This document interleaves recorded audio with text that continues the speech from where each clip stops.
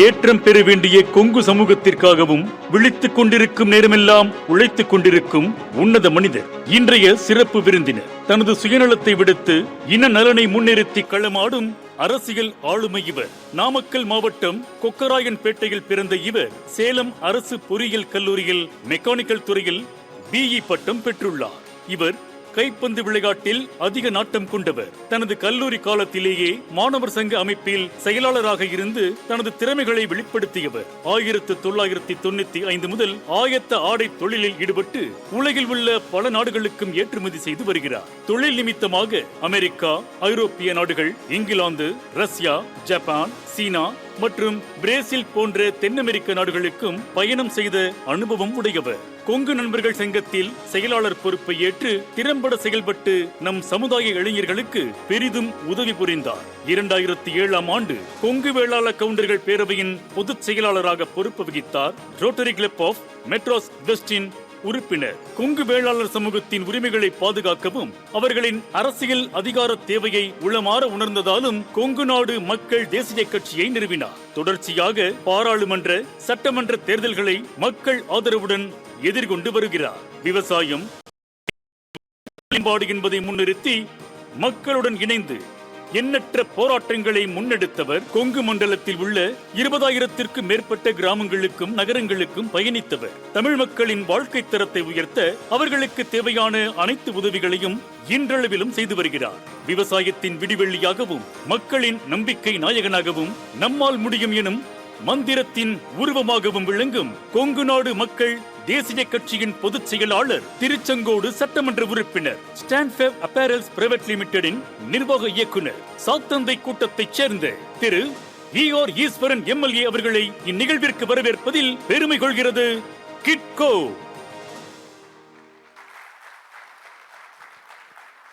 நமது சிறப்பு விருந்தினர் திரு ER ஈஸ்வரன் MLA மாமா அவர்களை கௌரவிக்க ஈரோடு GIB நிறுவன தலைவர் திரு சுரேஷ்குமார் அவர்களை மேடைக்கு அழைக்கிறோம்.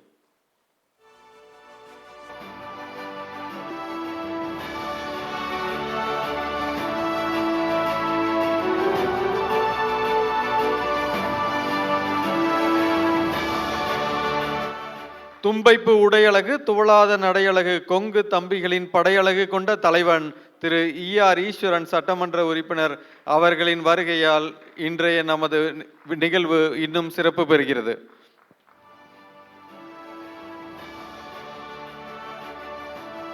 சென்னை கொங்கு நண்பர்கள் சங்கத்தின் நிர்வாகி KK ரமேஷ் அவர்களின் ஒரு அறிவிப்பை கேட்கலாம்.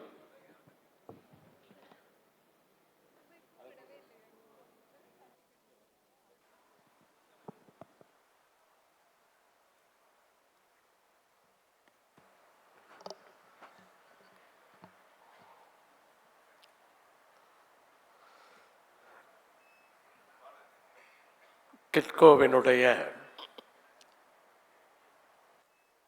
3ஆம் ஆண்டு நிகழ்ச்சியிலே கலந்து கொள்வதிலே மிக்க மகிழ்ச்சி அடைகின்றேன். எல்லா ஆண்டுமே கலந்து கொண்டிருக்கின்றேன். இப்போது 3வது ஆண்டாக கலந்து கொள்கின்றேன். கிட்கோவை பொறுத்தவரை நாம் எதிர்பார்த்த ஒன்று. பல ஊர்களிலே கொங்கு நண்பர்கள் சங்கம் வைத்திருக்கிறோம். இன்றைக்கு அரசியல் அங்கீகாரத்தை பெற்றிருக்கிறோம். தொழிலில் இருப்பவர்களுக்கு ஒரு தொடர்பு வேண்டும் என்பதற்காக நம்முடைய பிரசிடென்ட் பாலு அவர்கள் எதை செய்தாலும் நேர்த்தியாக செய்வார் என்பதை நாம் அனைவருமே அறிவோம். சும்மா சிம்பிளாக செஞ்சு அவருக்கு பழக்கமே கிடையாது. மிகச்சிறப்பான ஏற்பாட்டாளர். அப்படி 3 ஆண்டுகளாக இந்த கிட்கோவினுடைய செயல்பாடுகளை உலகம் பூராவும் கொண்டு போய் சேர்த்த பெருமை பால் அவர்கள் தலைமையில் இருக்கிற கிட்கோவினுடைய அனைத்து நிர்வாகிகளையும் சாரும். நான் ஒரு மிக்க மகிழ்ச்சியான தருணத்திலே நின்று கொண்டிருக்கிறேன். அரசியல் அங்கீகாரத்தை பெற்று நாமக்கல் நாடாளுமன்ற தொகுதியிலே நாடாளுமன்ற உறுப்பினரை டெல்லி நாடாளுமன்றத்திற்கு அனுப்பி 5 ஆண்டுகள் சிறப்பாக பணியாற்ற வைத்து மீண்டும் அதே தொகுதியிலே இன்னொருவரை நாடாளுமன்ற உறுப்பினராக நிறுத்தி இன்றைக்கு மீண்டும் டெல்லி பாராளுமன்றத்திலே தீரன் சின்னமலையினுடைய புகழையும் காளிங்க ராயனுடைய புகழையும் நம்முடைய நாடாளுமன்ற உறுப்பினர் சென்ற வாரத்திலே நாடாளுமன்றத்துக்குள்ளே 2வது முறையாக ஒலித்திருக்கிறார். அப்படிப்பட்ட ஒரு மகிழ்ச்சியான தருணம் இந்த தருணம். இந்த நிகழ்ச்சிக்கு தலைமை ஏற்றிருக்கின்ற அன்பு அக்கா சரஸ்வதி கண்ணையன் அவர்கள் கல்லூரியிலே எதை வேண்டுமானாலும் எடுத்துக்கொள்ளுங்கள் கொங்கா, நீங்கள் எதை வேண்டுமானாலும் எடுத்துக்கொள்ளுங்கள், சிறப்பாக செயல்படுங்கள் என்று ஊக்குவித்திருக்கிறார். காளிங்கராயன் தண்ணியை குடித்தவர்கள் எல்லாம் ரொம்ப தலைமுறைகளா ஒரு மாதிரி நல்லா தான் இருந்தாங்களே, இப்போ எப்படி இப்படி சுறுசுறுப்பானாங்க அப்படின்னு ரமேஷ்கிட்ட கேட்டேன் அப்படின்னு சொன்னாங்க. அக்கா, இப்போ அதில் தண்ணி சுத்தமாக வர்றதில்லை, அதில் கொஞ்சம் ஈரோடு கழிவு நீர், இண்டஸ்ட்ரி கழிவு நீரெல்லாம் கலந்து வருது. நீங்கள்லாம் அதை குடிக்கிறதுனால இப்போ கொஞ்சம் ஸ்மார்ட் ஆகிட்டீங்கன்னு நினைக்கிறேன். நம்முடைய அன்பு சகோதரர் நந்தகுமார் அவர்கள் கோவையினுடைய வளர்ச்சிக்கு மிகவும் உறுதுணையாக இருப்பவர். எப்போதும் பொது அமைப்பில் இருந்து கொண்டு கோவையினுடைய வளர்ச்சிக்காக பல்வேறு முயற்சிகளை முன்னெடுக்கக்கூடியவர். அதை பட்டியலிட்டால் சொல்லிக்கொண்டே செல்லலாம். பல ஆண்டுகளாக அவர் அதை செய்து கொண்டிருக்கிறார். கோவையிலே விமான நிலையம் எவ்வளவு முக்கியம் என்பதை எடுத்து சொன்னார். நாங்களெல்லாம் எப்படியாவது கோவைக்கு, குறிப்பாக அந்த எமிரேட்ஸ் விமானமோ அல்லது கத்தார் ஏர்வேஸையோ கொண்டு வந்து விட வேண்டும் என்று முழு முயற்சியில் இருக்கிறோம். காரணம் என்னவென்று சொன்னால் அவர்கள் மேல் உள்ள பாசம் அல்ல.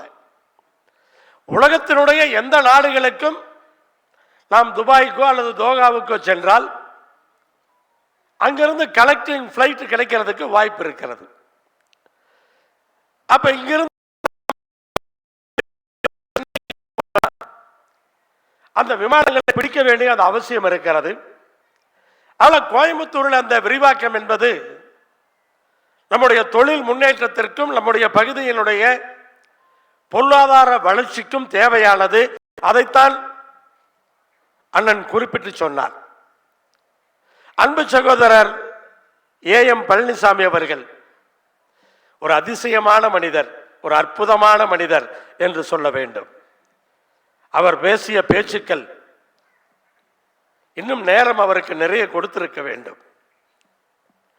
ஏன்னா எல்லோரையும் ஊக்குவிக்கக்கூடியது, ஒரு மோட்டிவேட் பண்ணக்கூடிய ஒரு ஸ்பீச். அந்த ஸ்பீச் தோற்று போனவனை தூக்கி நிறுத்தக்கூடிய பேச்சு. அந்த பேச்சு தோல்வி என்பது நிரந்தரம் அல்ல என்பதை எடுத்து சொன்னார்.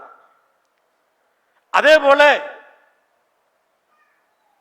படித்த படிப்பைத்தான் நீ உன்னுடைய தொழிலாக கொள்ள வேண்டும், உன்னுடைய கேரியராக கொண்டு கொள்ள வேண்டும் என்று அவசியம் இல்லை என்பதை சொன்னது மட்டுமல்ல, வாழ்ந்து காட்டியிருக்கிறார். பின்னப்படி ஒரு ஆடிட்டர் ராக்கெட் விட்டு இருக்க முடியும்? ஒரு மிகப்பெரிய உதாரணம், வாழும் உதாரணம். நம்முடைய சமுதாயம் அவரை பயன்படுத்திக் கொள்ள வேண்டும். பல்வேறு அமைப்புகளிலும் அவரை அழைத்து பேச வைக்க வேண்டும். அவருடைய வாழ்க்கை வரலாறு இந்த இனத்தினுடைய இளைய தலைமுறைக்கு சென்று சேர வேண்டும். அப்படி ஒரு சிறப்பான ஒரு மனிதர், ஒரு சிறப்பான பேச்சை இங்கே பேசியிருக்கிறார். அத்தோடு மட்டுமல்ல, சம்பாதிப்பதை டிஸ்ட்ரிபியூட் பண்ணணும்னு ஒரு அருமையான கருத்தை விதைத்து சென்றிருக்கிறார். அதுல ஒரு மகிழ்ச்சி. சம்பாதிப்பது மட்டுமே மகிழ்ச்சி அல்ல. கிட்கோவை எடுத்துக்கொண்டால் கூட நான் கூட கொஞ்ச நாள் ஆச்சரியப்பட்டது உண்டு. ஏன் இதில் கல்ச்சரல் என்று சேர்த்தார்கள் என்று. தொழிலை செய்வதற்கு தானே, என்டர்பிரனர்ஸ்க்கு தானே இதில் இருக்கு கல்ச்சரல் வந்தது என்று. தொழிலை செய்து சம்பாதிப்பது மட்டும் வாழ்க்கை அல்ல, மகிழ்ச்சியாக இருக்க கற்றுக்கொள்ள வேண்டும். அதுக்கு தான் அந்த கிட்கோவிலேயே கல்ச்சரல் சேர்த்தி இருக்காரா?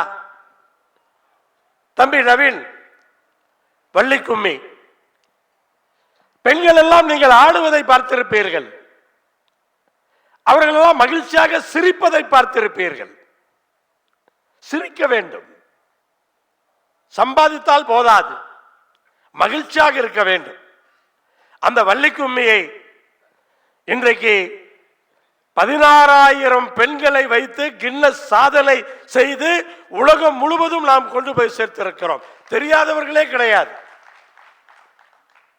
அரசியலில் இருப்பவர்கள், தொழிலில் இருப்பவர்கள், எந்த இதில் இருப்ப அத்தனை பேருக்கும் இன்றைக்கு தெரியும்.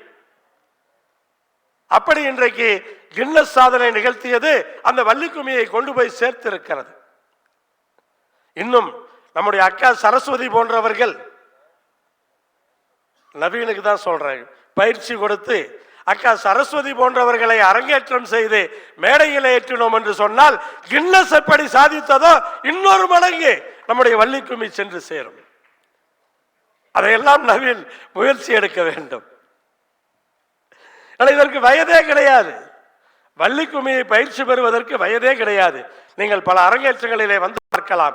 85 வயது பெண்கள் அரங்கேற்றம் நடத்தி கொண்டிருக்கிறார்கள்.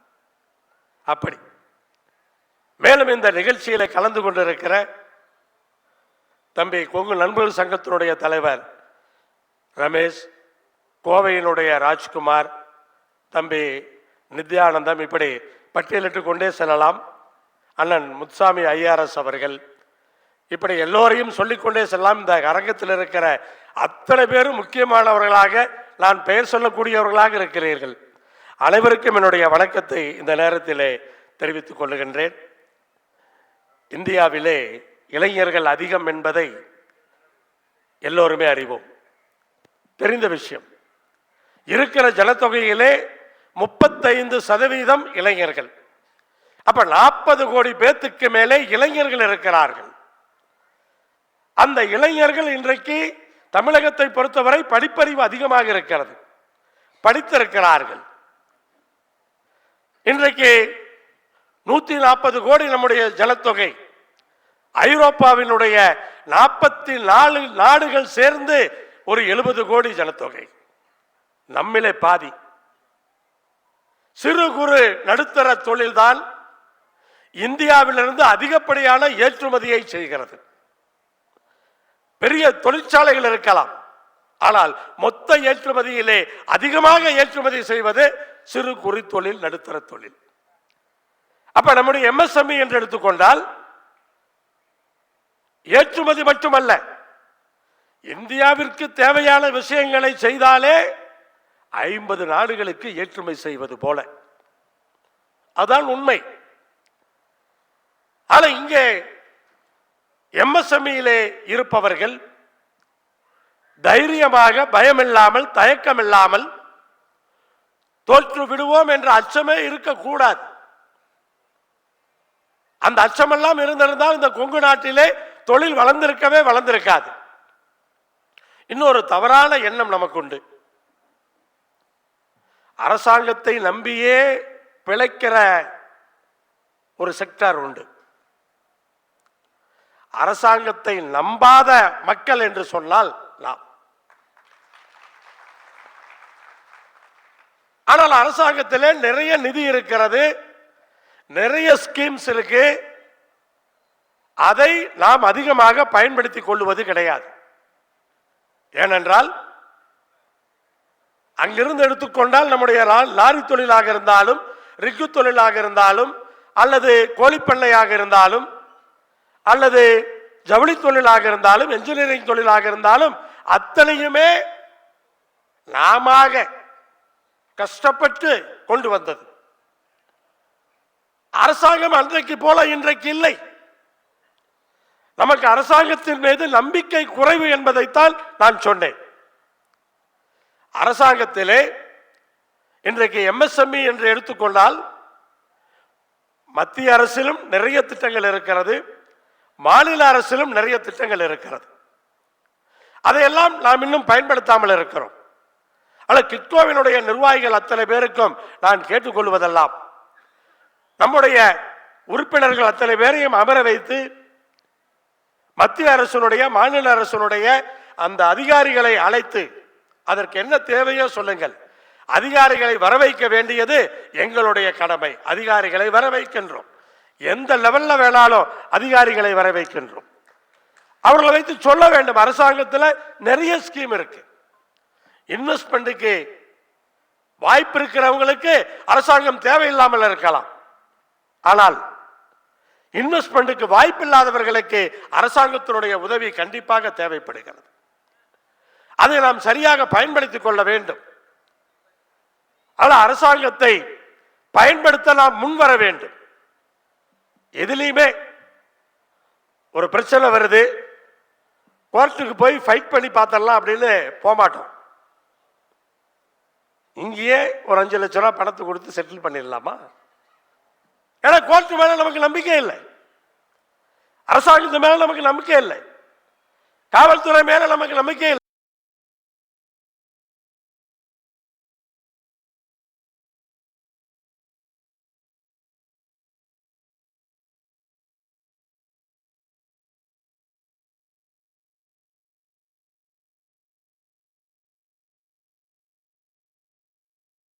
பயன்படுத்திக் கொள்ள முன்வர வேண்டும். அதே மாதிரி காலத்திற்கேற்றவாறு மாற்றங்கள், டெக்னாலஜி வள்ளிக்கும்மியே இன்னைக்கு தம்பி நவீன் ஆன்லைன்ல எல்லா நாடுகளுக்கும் கற்றுத்தரக்கூடிய அந்த வாய்ப்பை நாம் இன்றைக்கு பெற்றிருக்கிறோம். இன்னொன்று ஒரு வகையில கோவிட் நமக்கு பிரச்சனையை கொடுத்தாலும் கூட இந்த ஆன்லைன்ல பண்ற பல விஷயங்களை கோவிட் தான் நமக்கு கற்றுக் கொடுத்துருக்கு.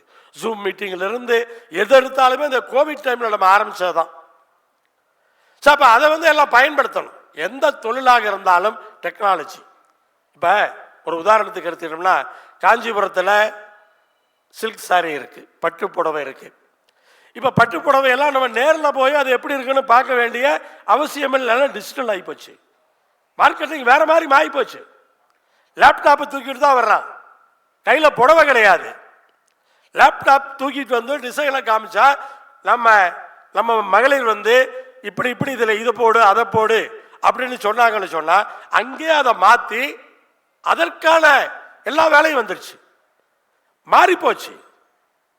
அங்க போய் புடவை விரிச்சு விரிச்சு பார்த்த காலம் போய் டிசைன் நம்ம வீட்டை தேடி வரக்கூடிய அந்த நேரம் ஆயிடுச்சு. இப்ப கார்மெண்ட் எடுத்துக்கிட்டா கூட பார்த்தீங்கன்னு சொன்னா முதல்லலாம் சாம்பிளிங்கிறது ஒரு பெரிய செலவு.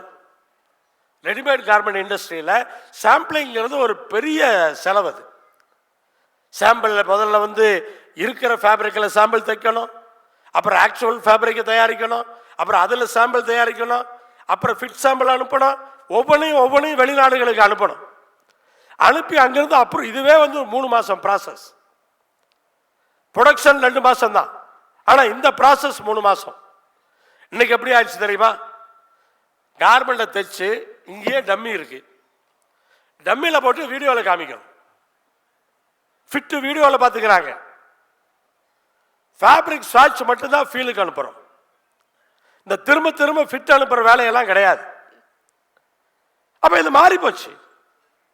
அப்போ எந்த ஒரு தொழிலாக இருந்தாலும் இன்னைக்கு காலத்திற்கேற்றவாறு நம்ம டெக்னாலஜி உள்ள செலவாகத்தான் செய்யும். அந்த செலவை பார்த்து பயந்து விடக்கூடாது. டெக்னாலஜி இல்லைன்னு சொன்னா யார் அதை பயன்படுத்துறாங்களோ அவங்க முன்னாடி போயிடுவாங்க. அதை நம்ம தொழில் இருக்கிறவங்க செஞ்சிட்டு இருக்கவங்க எல்லாமே அதில் யோசிச்சு பார்த்துக்கணும். அதனால காலத்திற்கேற்றவாறு அந்த மாற்றங்களை கொண்டு வந்துதான். அதே மாதிரி பார்த்தீங்கன்னு சொன்னா யார் எந்த தொழிலை பண்ணாலும் ஃபைனான்ஸ் பிளானிங், அந்த மேனேஜ்மெண்ட் அது இல்லாமல் பண்ணணும்னு சொன்னா வீழ்ந்து போவோம். எந்த தொழிலை செய்தவர்களாக இருந்தாலும் இன்னைக்கு கேட்டால் எதனால் நாம் நிற்கிறோம்? அப்பப்ப கொஞ்சம் லேண்ட் இன்வெஸ்ட்மெண்ட் பண்ணது. எந்த தொழிலாக இருந்தாலும் கொஞ்சம் கொஞ்சம் லேண்ட் இன்வெஸ்ட்மெண்ட் பண்ணவங்க தான் இன்னைக்கு தொழில் மோசமா போனா கூட அந்த லேண்டு காப்பாத்துது. மனசுல ஒரு தைரியம். தொழில நஷ்டமா பரவாயில்லடா, 2 ஏக்கரை வித்து கட்டிடலாம். அப்ப அந்த டைவர்சிபிகேஷன் இன்வெஸ்ட்மெண்ட்ல வந்து அதை பண்ணலன்னு சொன்னா என்னைக்காவது பிரச்சனை வர்றப்ப மாட்டிக்குவோம். அரை ஏக்கர் நாளும் 10 சென்ட் நாளும் இல்லை சென்னை மாதிரி ஒரு கிரவுண்டு நாளும் ஏதாவது முடிஞ்ச வரைக்கும் நம்ம வந்து லேண்ட் இன்வெஸ்ட்மெண்ட் பண்ணிக்கிட்டே இருக்கணும். லேண்ட் அப்ரிசியேட் ஆகிட்டே தான் இருக்கு. இவ்வளவு ஆயிடுச்சு அப்படின்னு நினைக்கிறோம், அப்புறமா தான் 2 வருஷம் கழிச்சு மறுபடியும் ஏறிடுது. அப்ப அந்த லேண்ட் இன்வெஸ்ட்மெண்ட் தொழிலில் வந்து கொஞ்சம் லாஸ் ஆகிறப்ப அந்த லேண்ட் இன்வெஸ்ட்மெண்ட் காப்பாற்றும். ஆனால் அந்த இன்வெஸ்ட்மெண்ட் அதே போல அப்டேட் பேங்க் பயன்படுத்தணும். என்ன டிக்கில் லோன் தராங்களா, என்ன இன்ட்ரெஸ்ட், எதுல இன்ட்ரெஸ்ட் கம்மி, அந்த அப்டேட் வந்து கண்டிப்பா நமக்கு வந்து இன்னைக்கு வந்து கண்டிப்பா அது தேவைப்படுது. அதே போல நம்ம குடும்பங்கள் இன்னைக்கு ஒரு பெரிய பிரச்சனை, அடுத்த தலைமுறை அடுத்த ஜெனரேஷன் டேக் ஓவர் பண்றது. ரன்னிங் இண்டஸ்ட்ரியை அடுத்த ஜெனரேஷன் டேக் ஓவர் பண்றப்ப பெரிய பிரச்சனைகள் இருக்கு. அதுல பல கம்பெனிகள் விழுந்து போயிருது. ஒண்ணு, பெரியவங்க இண்டிபெண்டா சார்ஜ் கொடுக்கறதுக்கு டிலே பண்றாங்க. இன்னும் பையனை வந்து குழந்தையாவே பார்க்கறாங்க. பொண்ணு இன்னைக்கு பையனோ பொண்ணோ வித்தியாசம் கிடையாது. எல்லாருமே இன்னைக்கு வந்து சரிசமமாக இயங்க பார்க்கிறார்கள். காலம் மாறுது. அப்பா அம்மா சம்பாதிச்சு வைக்கணும்னு அவங்க எதிர்பார்க்கல. நீங்க எந்த குழந்தைய வேணாலும் இந்த கிட்ஸை கேளுங்க, நீங்க சம்பாதிச்சு நான் பிழைக்க வேண்டிய அவசியம் இல்லை, என் காலில் நான் நிற்கணும். இது 90%. 10% பேர் வேற மாதிரி இருக்கலாம். ஆனா 90% பேர் நீங்க நான் என் காலில் நிற்கணும், நான் சம்பாதிக்கணும், நான் வேலை செய்யணும், அப்படிதான் நீங்க இருக்காங்க. அவங்களுக்கு ஒரு இண்டிபெண்டா ஒரு பொறுப்பு கொடுக்கறதுக்கு பெரியவங்க பல இடங்கள்ல யோசிக்கிறாங்க. நான் அப்படி சம்பாதிச்சேன் தெரியுமா, இப்படி கஷ்டப்பட்டேன் தெரியுமா. அதாவது அன்னைக்கு நீங்க அப்படி சம்பாதிக்கலனாலும் பொழைச்சிருக்க முடியாது. ஆனா இன்னைக்கு காலத்துக்கு தகுந்த மாதிரி மாத்தி பண்ணலனாலும் பொழைக்க முடியாது. அப்ப நம்முடைய இளைஞர்கள் சொல்றப்ப பெற்றோர்களுக்கு வயதானவர்களுக்கு கொஞ்சம் பயம், இவன் ஏதாவது காலி பண்ணிடுவானா, நம்ம சம்பாதிச்சு வச்சதை காலி பண்ணிடுவானா அப்படிங்கிற ஒரு பயம். ஆனா அந்த ரிஸ்க் எடுத்துக்காம அடுத்த தலைமை நம்மளவே கட்டி ஆழ்ந்துட்டு இருக்க முடியுமா, நம்மளே பண்ணிக்கிட்டே இருக்க முடியுமா? அதுக்குன்னு ஒரு லிமிட் இருக்கு. ஆனா அப்படி ஒவ்வொரு குடும்பத்திலும் அதுக்கு நம்ம வந்து தயாரா இருக்கணும்.